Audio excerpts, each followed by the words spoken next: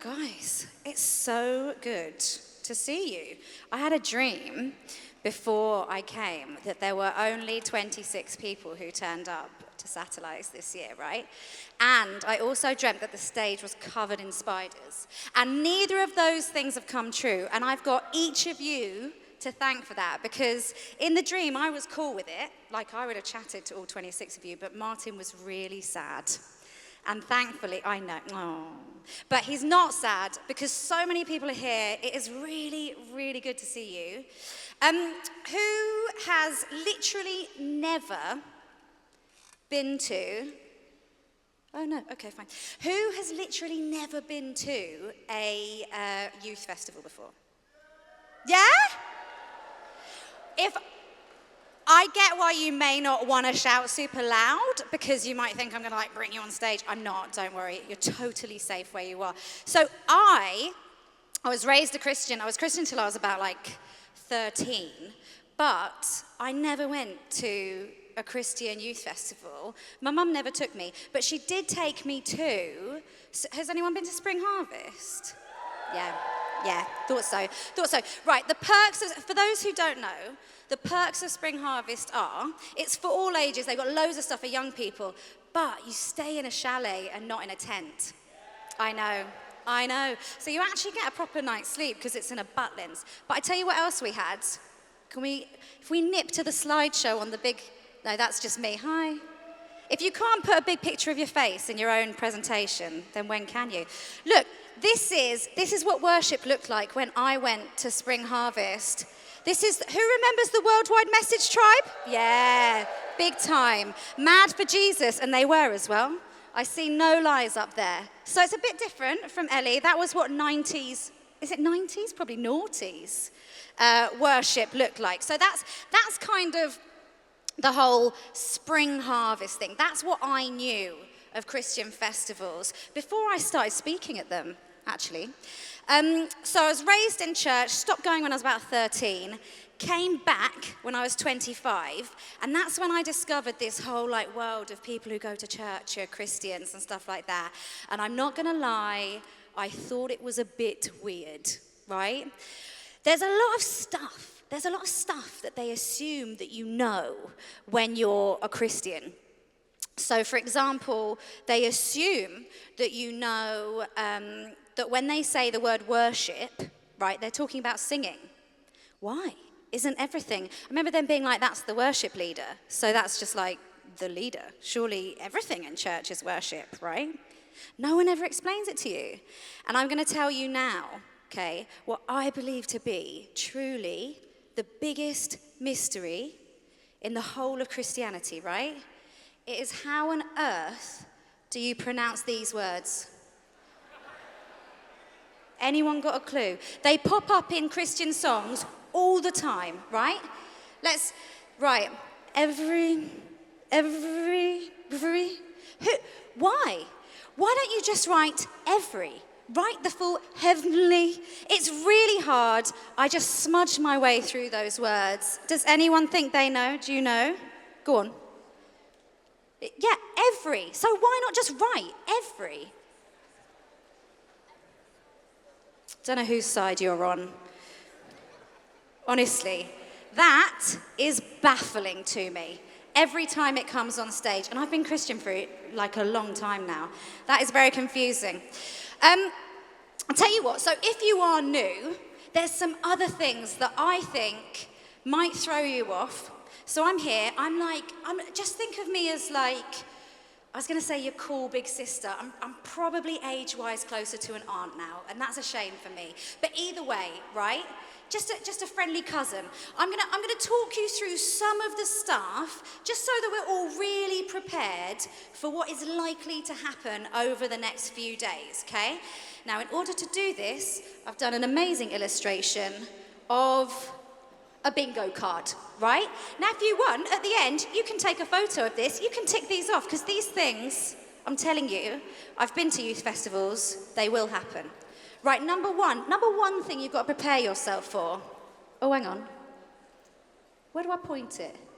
Is it me controlling this? Yeah. Fancy dress. And I wrote this before I even knew that there was that Disney night on the last night. This place is going to be absolutely riddled with fancy dress. I'd be surprised if Jamie hasn't brought 4 different outfits with him. I imagine he's got one for each night, right? Here we go. Speaking of Jamie, every morning he's going to ask you that. He's going to go, oh, how did everyone sleep? Did you get 6 hours? And then you'll have to cheer. Did you get 5 hours? You're going to have to give people updates on how much you sleep all the time. Welcome to a Christian youth festival, guys. Right, next, merch. There will be merch. Guys, I won this last year on stage by stealing it off Jamie, and I'm not sorry. So there's always merch at Christian festivals towards last year and the year before, the good jumper sold out first. So that's my warning to you guys. Who wants the hat? That is literally as far as I can throw. It's really embarrassing. Sorry to the people at the back. These arms are like sparrows. Next, milkshakes. Right, and I know. You're going to be living off milkshakes this week. And in my notes on my laptop, I even wrote big plastic cow. And have I seen one? Yes, of course I have. There's a big plastic cow to advertise the delicious milkshakes. Next up, oh yeah, you know, like you go to bed in your tent and it's fine, it's maybe even a little bit warm, right? There's this moment around 4 a.m. where you wake up and you're like, is my nose still on my face? It doesn't matter that it's summer, you will be frozen, just on your nose. You're gonna eat too much, it doesn't have to be cake, but you're gonna eat too much like sweet stuff, good stuff, right? You'll be taking 2 weeks to come down off the sugar high.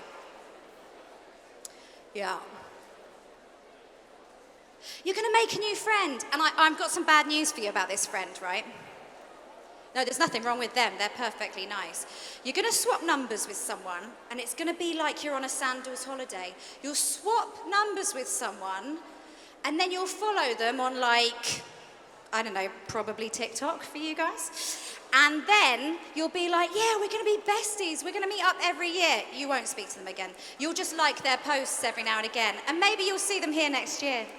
But that doesn't mean you shouldn't make friends. I'm just saying, manage your expectations, you know, in terms of longevity. Right, last one. The next 2 are a little bit more serious. If you just want to take a moment to gather yourselves from the excitement of the first 7. 8. Big stories. You're going to hear, and this is true of every youth festival that I've been to, some really big stories. People are going to stand on this stage and they're going to run seminars and they're going to be part of the different activities, right? And they are going to have some phenomenal stories to share with you. For example, I literally just flicked through like the first 2 days or something of the schedule, and we've got Hannah Bowden, and she's going to talk about a cancer diagnosis she got when she was 23, and that's one of the seminars. There's someone here, and the organisers can't even share their name because they have been subject to persecution for being a Christian, and they're going to tell you what that looks like. And that's big. These are big stories of lives and experiences that we don't share, thank goodness. And then also you've got Father Greg Boyle, right? And he's been out there in, is it LA, California, working with gangs. And he's brought a couple of guys from gangs who used to be in gangs but have found a new way of life with him as well. So you're going to hear some really, really big stories. And I'm going to tell you one in a second, but you have to stop talking. Yeah, that'll do. Okay. You're also going to get some big invitations, right? People are going to invite you to do a lot of things over this week. And that's what you expect, right? That's what you expect from a festival, a youth festival. So those invitations are going to be invitations to explore, invitations to question, to ask questions, invitations to reconsider some of the stuff that we know, or we think we know, or we believe, or we think we believe. and also to maybe reach out and grasp onto something different, to believe something that you hadn't considered before, right? So, actually, we can turn off the slide thing now. Yeah, let's go back to me. Lovely. Look, what I've noticed, right, and I have been invited to a lot of these youth festivals, and that bingo card isn't all the wisdom I've got from it, but I've chatted to young people, and I was one a while ago. I don't know about you, but what I've seen is that we're all searching for something, that everyone feels not completely at peace or at rest. Everyone feels like maybe they've got a few questions. There's something that's not sitting right with them. There's something that doesn't feel quite as it should. Maybe that there's something bigger, that like they're not quite sure who they are or why they're here, like what their purpose is, or who are their people, who's their community, right? And that can be really destabilizing, you know, to always feel like you're not quite on solid ground. So that's how I felt.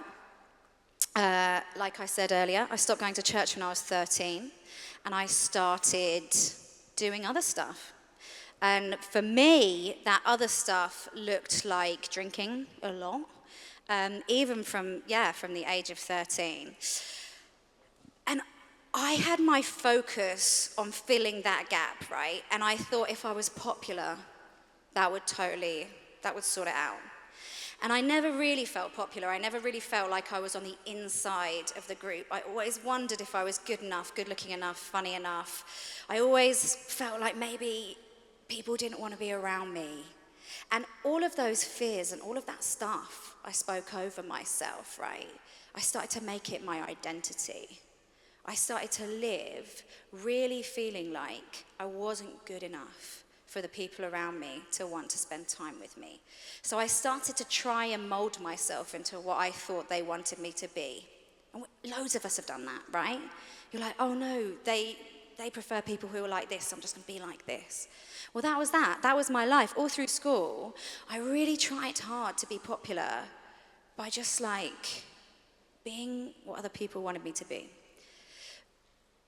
But there's something that's, you know, as well-intentioned as that is, that's a lie, right? That's not who you actually are. That's just who you're presenting. That's just what you think other people want of you. And it becomes very difficult. And I really struggled with like anxiety.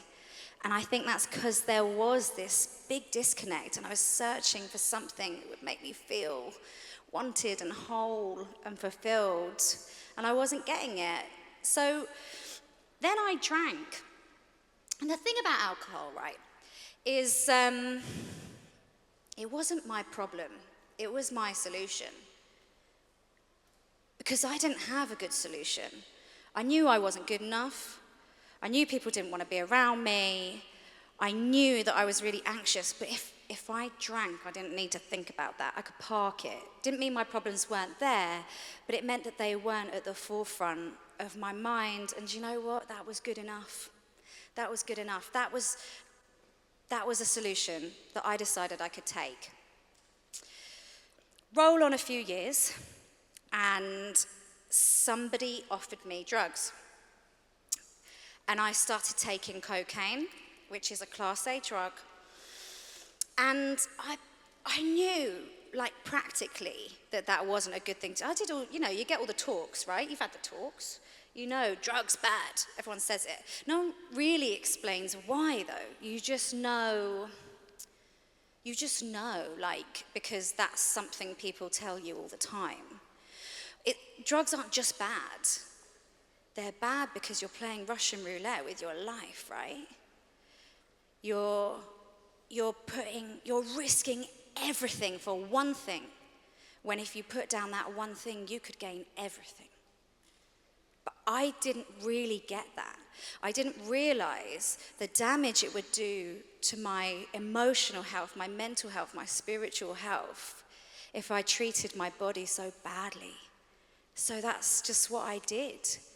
Why not? I didn't have anything else I was living for. I didn't know God. But I tell you what I did do every now and again. I've never shared this, and in the car on the way here, I felt like God told me to share it, and I was like, no, we don't share that. He was like, no, go on, tell him. I guess it's only us. We're among friends. I would, when I was drinking or taking drugs, right, I'd go and sit in the toilet, like when I was going to the bathroom or whatever, and that's when I would pray, and I'd look at myself in the mirror, and I'd be like, you're drunk again. Like, here I am, God, drunk again, messed up again. Here I am, this person who is not good enough for you. And that's when I would pray, and I'd be like, I know I said I'm not going to do this again, but I am. I'm going to keep doing it.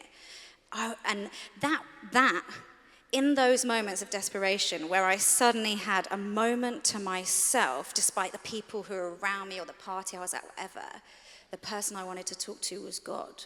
I didn't even know if I believed in God.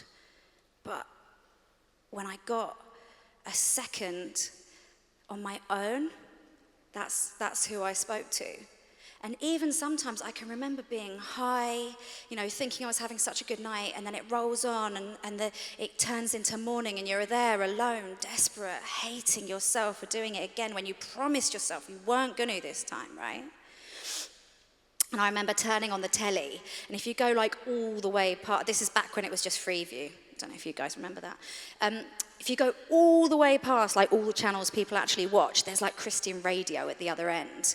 And I went to that, and I was like, right, God, I'll take a sign. Is there a sign? Speak if you're real. And then I listened for like all of 30 seconds and was like, nah, never mind, he's not real. Turned it off, right? But I was searching. And my solution stopped being a solution really quickly. Eventually, I told my sister what I was doing. And she wasn't into drugs. She was an adult, so she had a glass of wine here and there, but she wasn't like a big drinker or anything. And she said to me, like, can I take you to church? And I thought, well, shut her up, So she took me to church. I sat there. They seemed like nice people. They were talking about going out, like the street pastors who like go and help drunk people with flip-flops and pray for them and send them in a cab on the way home. And I thought, oh, that's nice. But I didn't get it. Like it didn't feel like it was filling something in me. It didn't feel like this is what I've been searching for. My goodness, thank goodness. I just thought like, yeah, they're cool. They seem like pretty friendly people. And my sister was gutted. Because she was like, no, she turned up, she asked the questions, but it didn't connect with me, But that was very much God's timing. Because later down the line, my friends and my sister encouraged me to get clean and sober, to stop taking drugs, to stop drinking. And they suggested that I go off to this recovery group. And I'm not going to lie, right? I went because I just, I was annoying them. They were upset with me. They could see that I was making really bad decisions with my life. They were like, yeah, you've got to go. I didn't want to stop taking drugs and drinking because as far as I was concerned, everyone was miserable. Everyone had that hole. Like, lucky me, I found something to fill it with. Yeah, it's not ideal, but what is? Life is painful. I've found something that works for me, sort of-ish. So that's fine. Why rock the boat? Why exchange the misery of addiction for the misery of abstinence? That was very much what I felt. But I turned up because they wouldn't stop going on about it.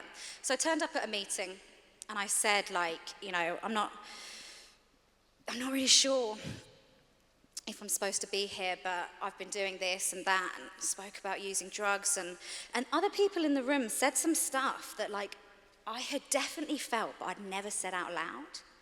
And for me, that was really incredible because you're like, I've been feeling all of this pain, all of this upset, but these guys know exactly what that feels like. And actually, sometimes we can feel so alone and desperate in our pain. and we don't realize that we're surrounded by people, you don't even need to tell them, the ins and outs of it, because they understand, because they've been there.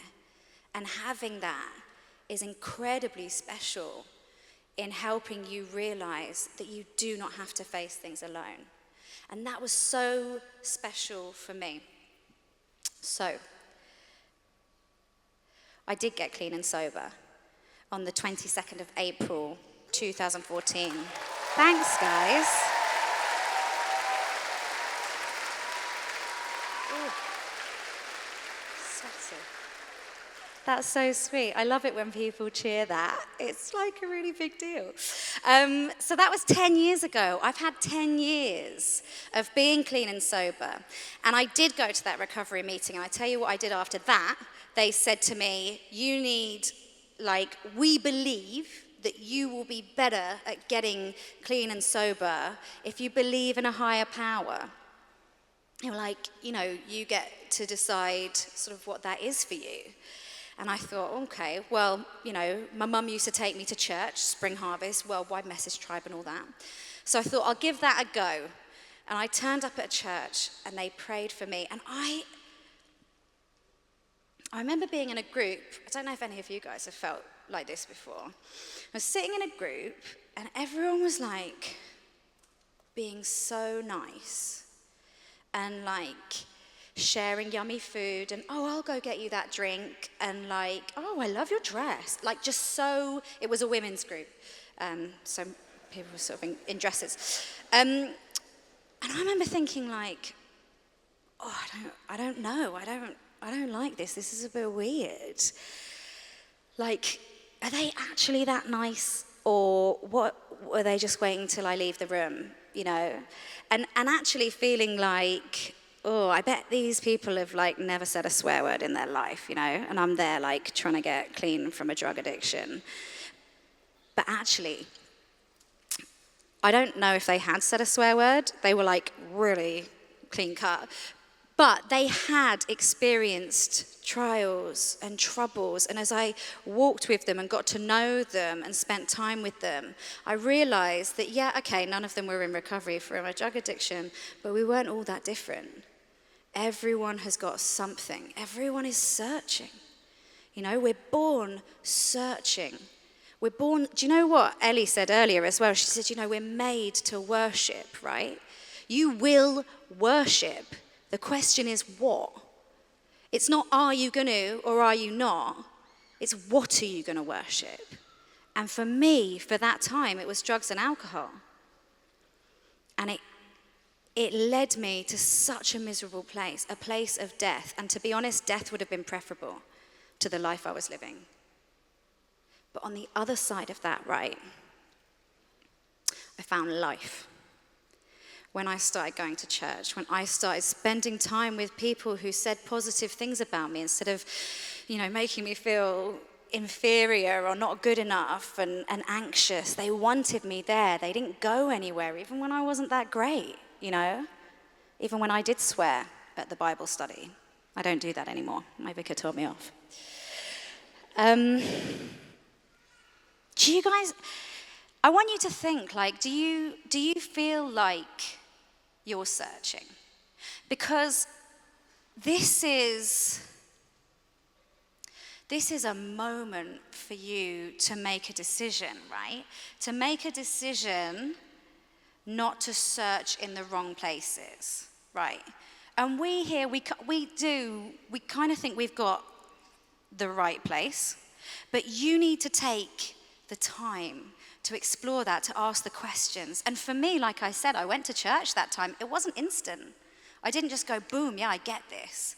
I needed to explore it. I needed to give it time. I needed to get over some of the weird stuff, you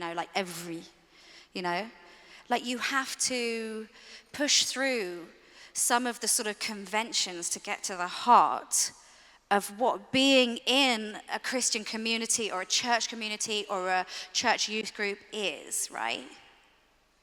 So I'm telling you, some of you may test this out. I'm telling you that if you are feeling like something's missing, You will not find it in drugs and alcohol. I've checked. I've looked in every corner. I swear it's not there. Now, like I said, everyone has to live their own lives, right?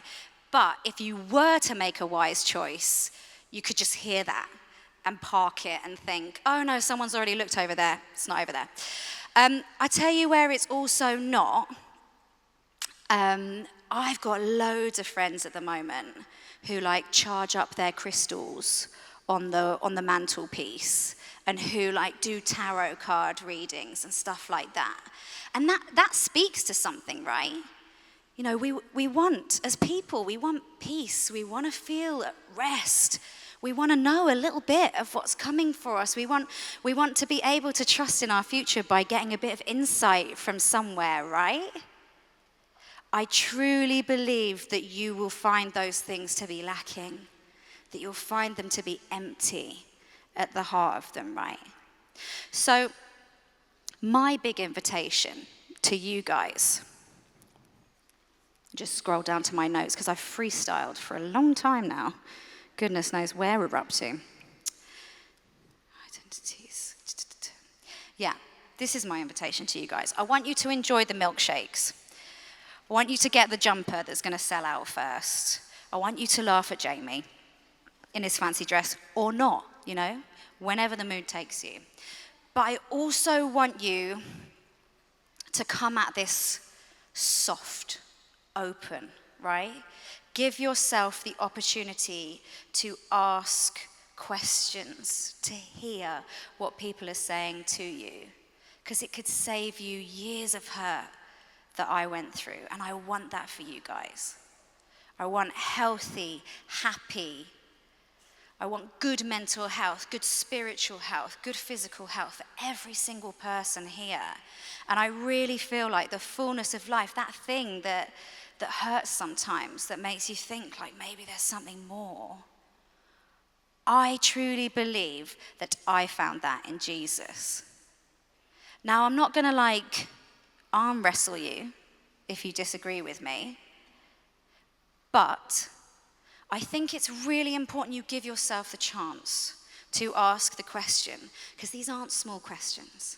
These are big, and it's important that you allow yourself the freedom to explore them.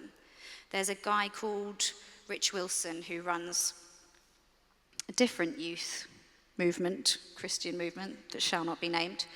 And he says that so many of us go through things that are difficult, right? And we come out and we are harder and we are weaker. I'm asking you to bring that. Bring the things that cause you discomfort, cause you pain, cause you to feel upset or on the outside, right? Bring them here. This is a good place to bring them. And rather than being harder and weaker, be softer and stronger as we stand together and we look at those things and we see if we can't start to put the building blocks of answers in for you. So go back to the slides quickly. I quite like seeing myself on the big screen. Gosh, I'm an idiot, aren't I? Ignore these. These were going to be from earlier. We've had the testimony time. Great. So this is what I'm going to invite you to pray, right? And there's going to be loads of chat about prayer over the course of this long weekend, because that's the theme, right? But prayer is literally just like having a little chat with God. It doesn't have to be like thou art this and that, and there are some really beautiful prayers along those lines, but ultimately you're just having a word, you know? We don't need to get super tense about it. We're just having a little chat with God, and he wants to hear from you. So in a moment, I'm going to ask you, if you want to, you can just put your hands out and you can just repeat this after me. And if you don't, you don't. There's no pressure, and you need to do what's right for you. Because if I was back when my sister took me to church, I don't think I would have said it. I needed time, and that's cool. You know, you can have the time. But for those of you who do want to explore a little bit more, right, I'm going to invite you now. So just repeat after me. God, if you're the answer to that sense of unease,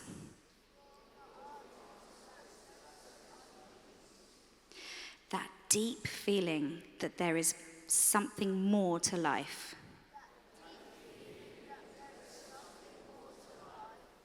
show me this week. Amen.